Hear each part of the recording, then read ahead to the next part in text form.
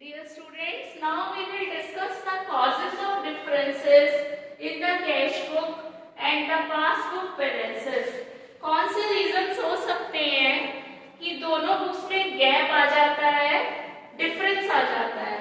तो ब्रॉडली अगर हम डिवाइड करें डिफरेंसेस के रीजंस को, तो they are categorised into two parts. The first is differences caused by time gap. जैसे हमने बैंक में डिपॉजिट किया लेकिन वहां डिपॉजिट नहीं हुआ, हमने कस्टमर को चेक काट के दिया लेकिन कस्टमर ने अभी हमारे अकाउंट से विड्रॉ नहीं किया, तो गैप हो जाता है. टाइम गैप की वजह से हमारी दोनों बुक्स का बैलेंस में डिफरेंस आ सकता है.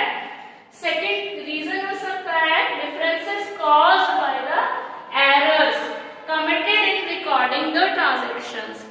एरर्स की वजह से हमने 676 रुपीज डिपॉजिट कराए थे, अपनी कैश बुक में 676 डिपॉजिट किए, बट पासबुक में 667 डिपॉजिट हो गए, तो एरर भी हो सकता है. तो हम पहले इसके ये ए पार्ट पढ़ेंगे, differences caused by time gap. कैसे एक एक करके पढ़ेंगे कौन से ऐसे रीजंस हैं जो टाइम गैप की वजह से कैश बुक के बैलेंस को और पासबुक के बैलेंस को रिकंसाइल नहीं होने देते. First is cheque issued. इसमें है फर्स्ट चेक्स इशूड और drawn but not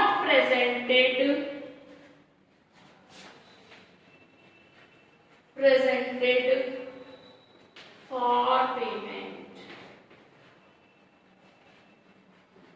check issue किए जा चुके हैं, हमने इशू कर दिए. चेक इशू किसने इशू किए?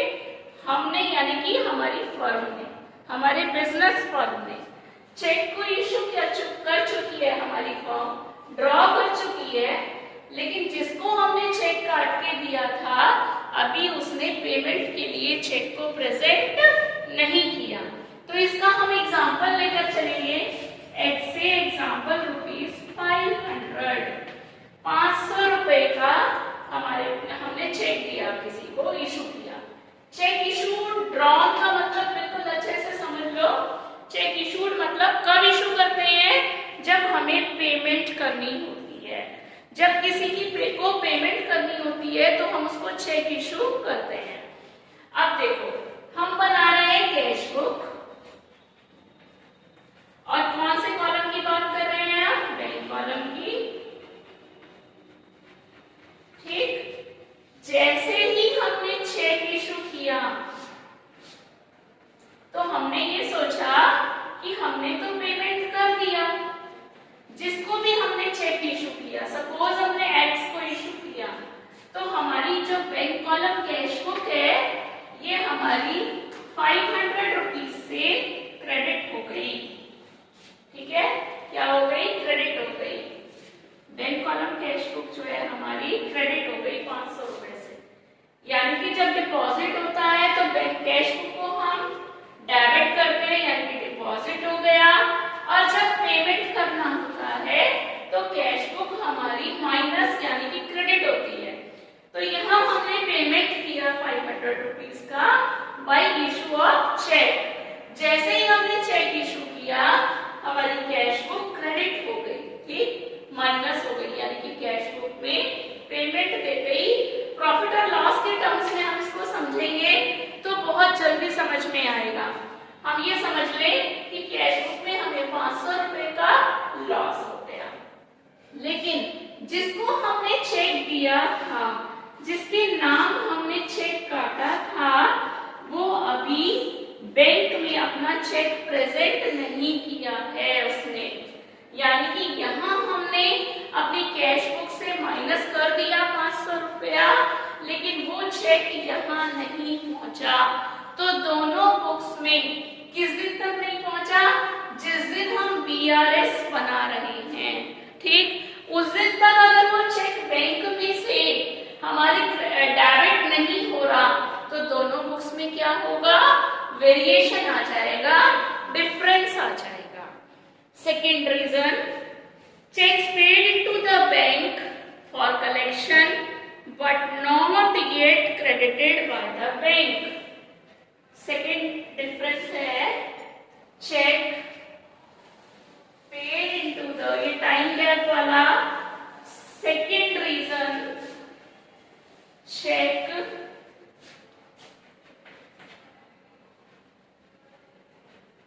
Paid into the bank into the bank, paid into the bank का मतलब है हमने चेक बैंक में जमा कराया, यानी कि हमें किसी ने चेक दिया होगा, ठीक, लेकिन वो चेक हमने बैंक भेज दिया फॉर कलेक्शन, अपने अकाउंट में जमा करा दिया, ठीक है। But not collected by the bank, लेकिन बैंक उसे अभी तक उस चेक का कैश कलेक्ट नहीं कर पाई, बैंक अभी उसका पैसा कलेक्शन नहीं कर पाई, और not yet credited in, not yet credited in by the bank, not yet credited by the bank.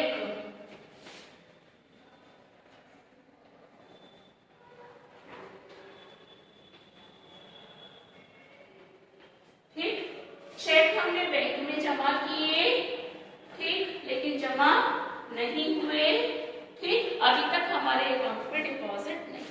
हमारे पास जैसे ही चेक रिसीव आया, हमारे हाथ में हमारी बुक कौन सी है, कैश बुक। सपोज हमने माना यहाँ पर, सपोज ₹1000, ठीक, ये डेबिट कॉलम हो गया प्लस का, ये क्रेडिट कॉलम हो गया पेमेंट का माइनस का। प्लस मतलब रिसीव कर रहे हैं हम, पेमेंट मतलब माइनस। जैसे ही हमने 1000 का चेक रिसीव किया, हमने अपनी कैश बुक को डेबिट कर दिया, लेकिन ये चेक अभी बैंक, फिर हमने अपनी कैश बुक को डेबिट करके ये चेक अपने बैंक में लगा दिया। बैंक में जब पेइंग स्लिप भर के चेक लगाया गया, तो वहां पर अभी तक जिस डेट को हम BRS बना रहे हैं, उस डेट तक ये चेक अभी तक यहाँ जमा नहीं हुआ, या 1000 रुपए जमा नहीं हुए, कैश बुक में जमा हो गए, लेकिन बैंक अभी हमारे खाते को, हमारे अकाउंट को क्रेडिट नहीं कर पाई।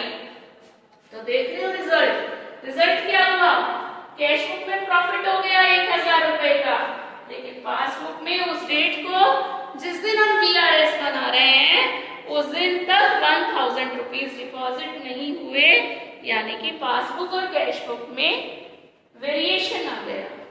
Third, cheque paid into the bank for collection but dishonoured by the, C part इसका है cheque, third reason, cheque paid into the bank for collection but dishonour हो गया वो cheque, but dishonored by the bank.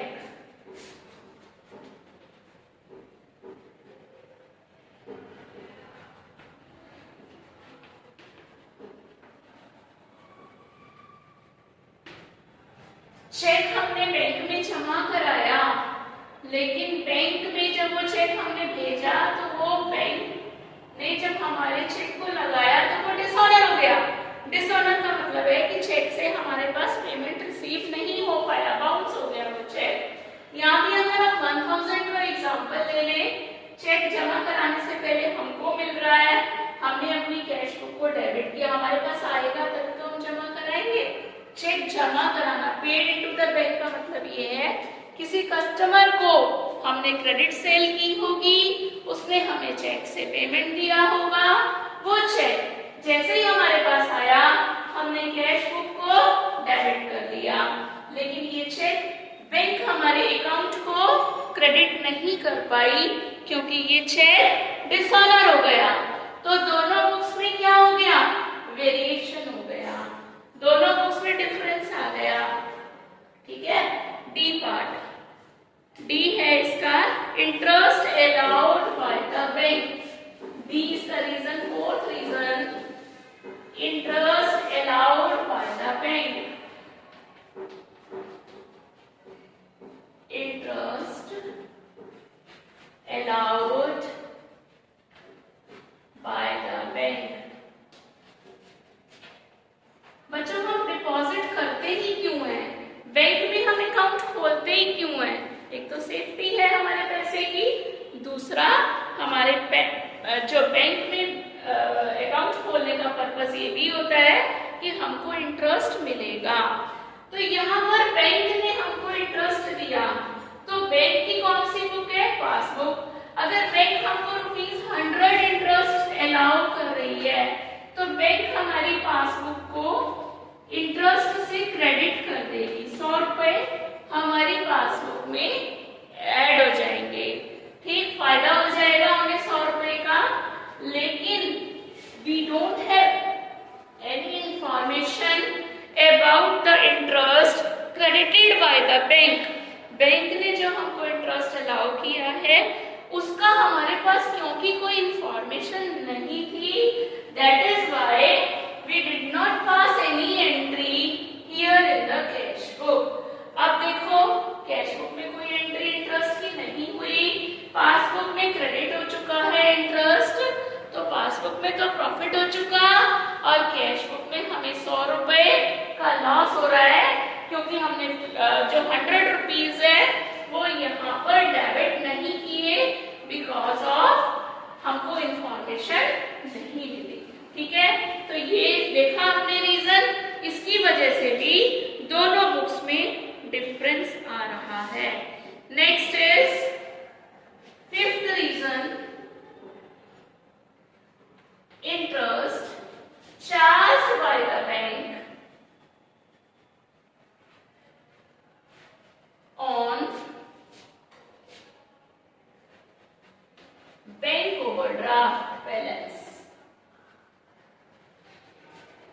अब सबसे पहले आपको ये अंडरस्टैंडिंग होनी चाहिए कि बैंक ओवरड्राफ्ट क्या होता है। बच्चों करंट अकाउंट मैंने शुरू में जब ये चैप्टर स्टार्ट किया उसी में बताया कि बिजनेस में बैंक में कौन सा अकाउंट खोलता है? करंट अकाउंट, क्योंकि number of withdrawals, number of deposits पर कोई रेस्ट्रिक्शन करंट अकाउंट पर नहीं होता।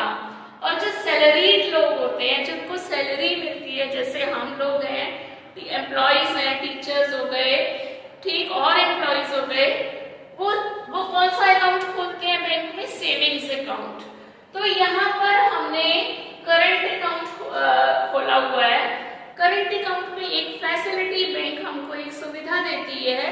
क्या फैसिलिटी प्रोवाइड करती है? कि एक लिमिट बना देती है, उस लिमिट तक हमारे अकाउंट में पैसे ना भी हों तो हम अपने बैंक से ओवरड्राफ्ट यानी कि एक तरीके का शॉर्ट टर्म लोन है जो लिया जा सकता है। फिर से सुन लो, हमारे पास बैंक बैलेंस नहीं था, फिर भी हम एक लिमिट तक हम अपने अकाउंट को ओवरड्रॉ कर सकते हैं। ओवरड्रॉ मतलब जो पैसे बैंक में नहीं है लेकिन हम उसको विड्रॉ कर रहे हैं, एक लिमिट बन जाती है। अब ओवरड्राफ्ट एक तरीके का मैंने क्या बताया, ये लोन है, शॉर्ट टर्म लोन। तो अब क्या है, इस पर इंटरेस्ट बैंक चार्ज करेगी, काटेगी। ठीक, तो जब इंटरेस्ट चार्ज करती है तो क्या करेगी बैंक? बैंक की बुक कौन सी है? पासबुक। पासबुक में इंटरेस्ट ऑन ओवरड्राफ्ट को डेबिट कर देगी। इंटरेस्ट ऑन ओवरड्राफ्ट को क्या कर देगी? डेबिट। सपोज 50 रुपए काटे या 500 रुपए काटे तो हमारी ये पासबुक जो है ये डेबिट हो गई। लेकिन हमारे पास कोई इंफॉर्मेशन जब तक नहीं है, हमने कैश बुक में कोई एंट्री नहीं की, इसलिए दोनों बुक्स में डिफरेंस आ गया। ठीक,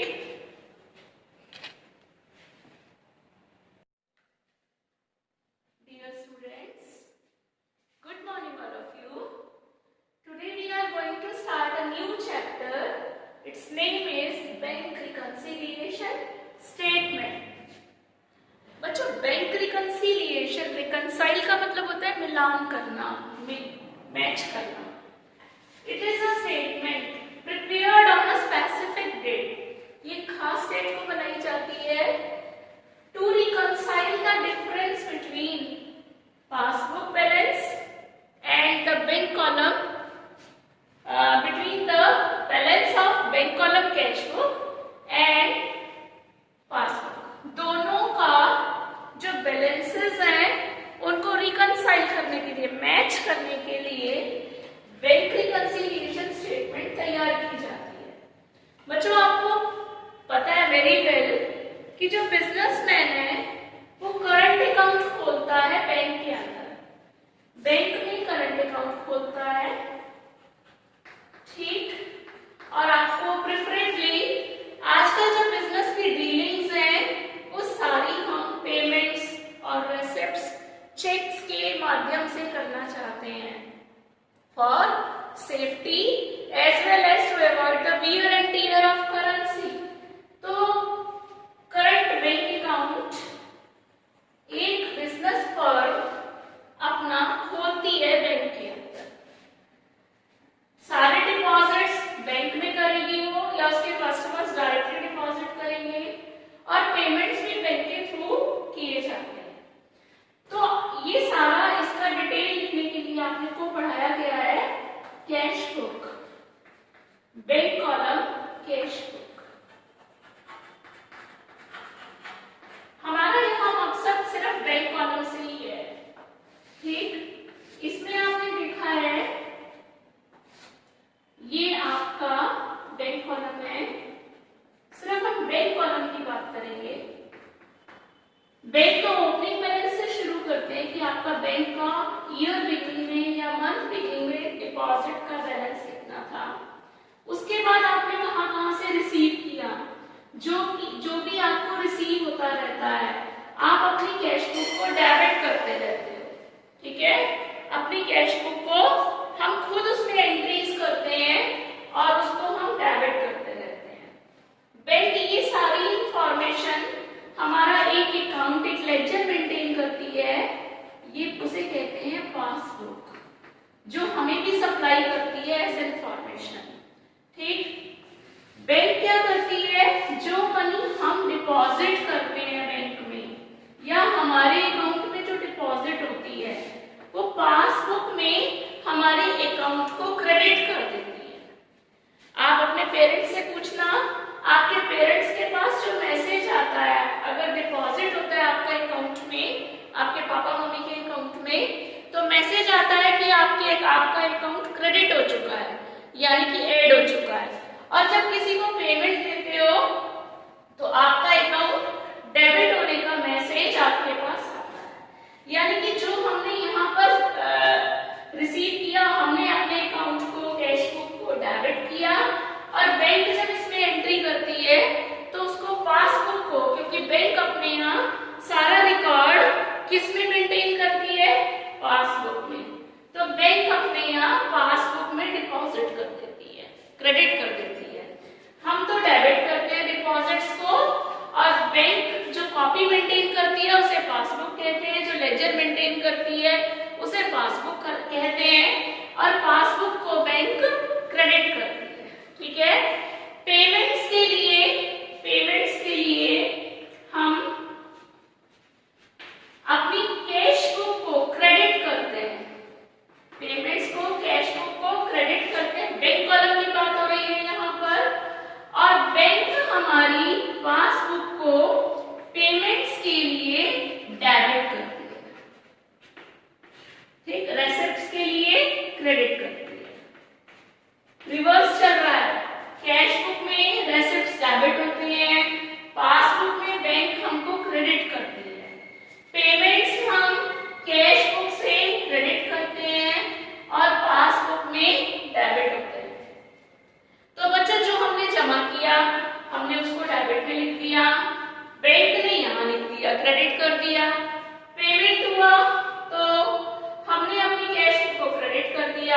उन्होंने डेबिट कर दिया बैंक ने। तो कहने का मतलब है पासबुक में और बैंक का पासबुक का और कैश बुक का बैंक कॉलम जो है बैलेंस सेम होना चाहिए, लेकिन when it is checked on a specific date, जब चेक किया जाता है तो दोनों बुक्स में बैलेंस का डिफरेंस होता है। डिफरेंस क्यों हुआ, दोनों बुक्स का बैलेंस सेम क्यों नहीं आया, ये रीजन फाइंड आउट करने के लिए बैंक रिकंसिलिएशन स्टेटमेंट तैयार की जाती है। ठीक है, तो again listen it.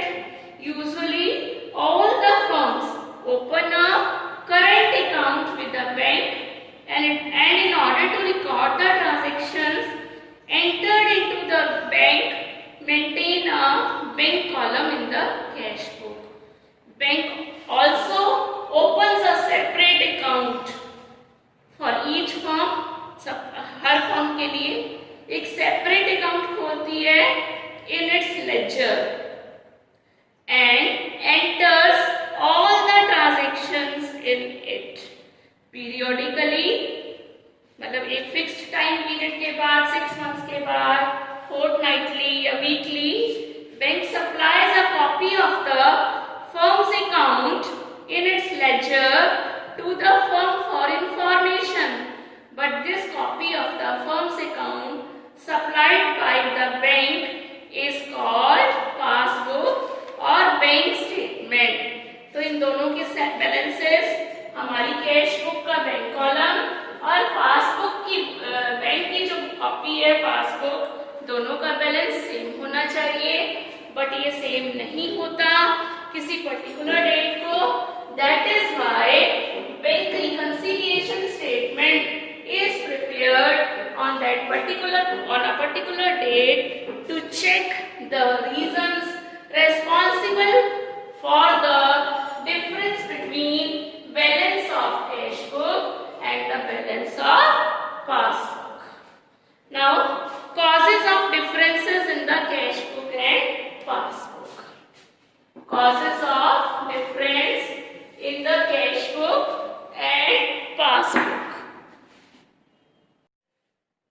Next, reason of difference between the balance of cash book and passbook is bank charges charged by the bank.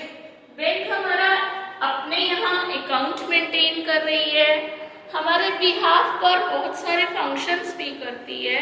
Class 11th में आपने बीएसटी में ही ये फंक्शंस ऑफ बैंक भी पढ़ोगे कि बैंक हमारे लिए एजेंसी फंक्शंस परफॉर्म करती है। हमारा इलेक्ट्रिसिटी बिल पे कर दिया, इंश्योरेंस प्रीमियम पे कर दिया, पेमेंट्स दे दिए, इन सब के लिए बैंक एक नॉमिनल सा अमाउंट चार्ज भी करती है, उसको हम बैंक चार्जेस कहते हैं। अब बैंक चार्जेस को कौन चार्ज कर रहा है, बैंक चार्ज कर रही है। कैश बुक को कौन बनाता है, हम बनाते हैं, यानी कि बिजनेस में। ठीक, जब हम रिसीव करते हैं तो डेबिट करते हैं और जब हम पेमेंट्स करते हैं तो कैश बुक को क्रेडिट करते हैं। पासबुक में रिवर्स होता है, पासबुक में इसका रिवर्स होता है कैश बुक में। जब पेमेंट्स होते हैं तो डेबिट होते हैं, पेमेंट्स के लिए पासबुक डेबिट होती है और रेसिप्ट्स के लिए पासबुक क्रेडिट होती है। ठीक है, अब यहाँ पर बैंक चार्जेस चार्ज कर रही है, बैंक चार्ज कर रही है, चार्जेस चार्ज मतलब एक्सपेंस। अगर 200 रुपए बैंक ने चार्जेस काटे, सॉरी 200 रुपए बैंक ने चार्जेस काटे, तो बैंक क्या करेगी, पासबुक को डेबिट कर देगी। लेकिन उसकी इंफॉर्मेशन हमारे पास जब तक नहीं होगी हम कैश बुक में कोई एंट्री नहीं करेंगे। तो दोनों बुक्स में क्या हो गया, वेरिएशन आ गया, डिफरेंस आ गया। पासबुक में देखें तो 200 रुपीज का लॉस हो रहा है और कैश बुक में हमने एंट्री नहीं की, तो यहाँ पर एक तरीके का वो 200 रुपए जो हमारे पासबुक से कट चुके हैं, डेबिट हो चुके हैं, उसकी कोई entry cash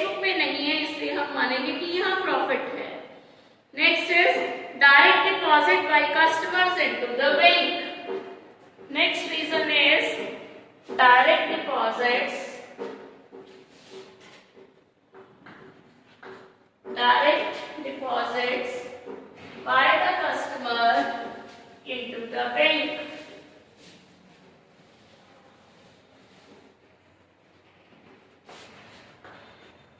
Direct deposits by the customers. Customer से जो हमें पेमेंट लेना था, हमें चेक ना दे करके डायरेक्टली हमारे बैंक अकाउंट में डिपॉजिट करा दिए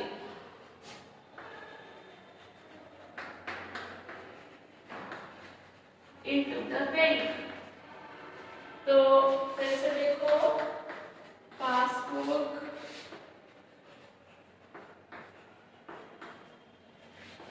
cash book,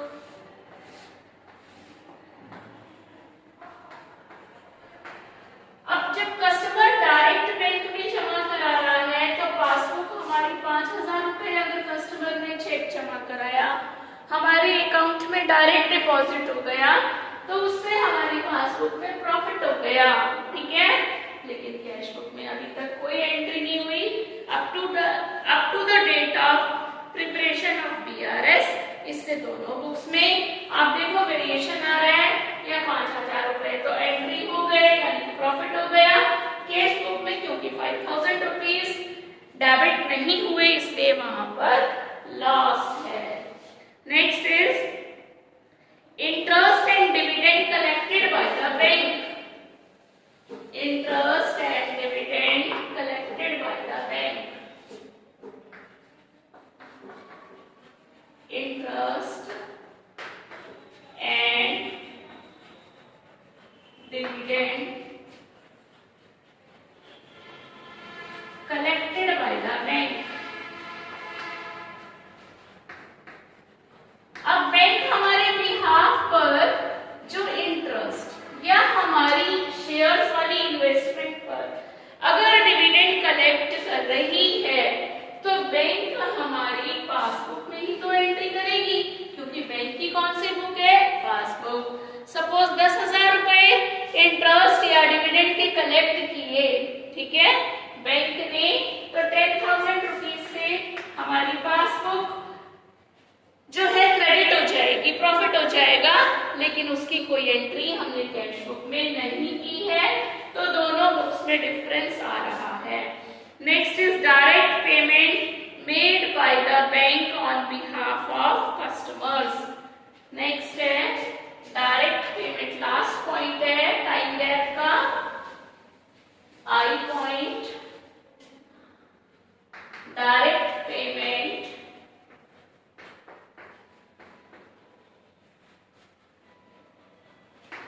made by the bank on behalf of customers.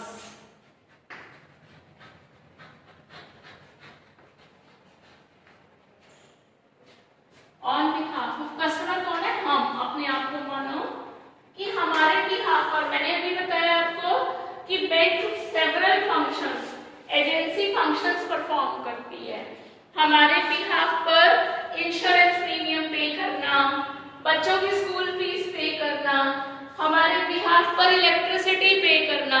Suppose इसका हम एग्जांपल लें, हमारे बिहाफ पर बैंक ने हमारा इलेक्ट्रिसिटी चार्ज पे कर दिया और इलेक्ट्रिसिटी पेमेंट था 8,000 रुपए, तो जब बैंक पे करेगी तो पासबुक को क्या करेगी?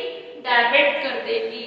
लेकिन यहाँ पर कोई एंट्री हमने कैश बुक में अभी तक नहीं की है, इसकी वजह से दोनों बुक्स में टाइम गैप की, मतलब एंट्री करेंगे तो, लेकिन जिस डेट तक हम बीआरएस बना रहे थे उस डेट तक यहाँ पर कैश बुक में कोई एंट्री नहीं हो रही है, इसलिए दोनों बुक्स में डिफरेंस आ रहा है।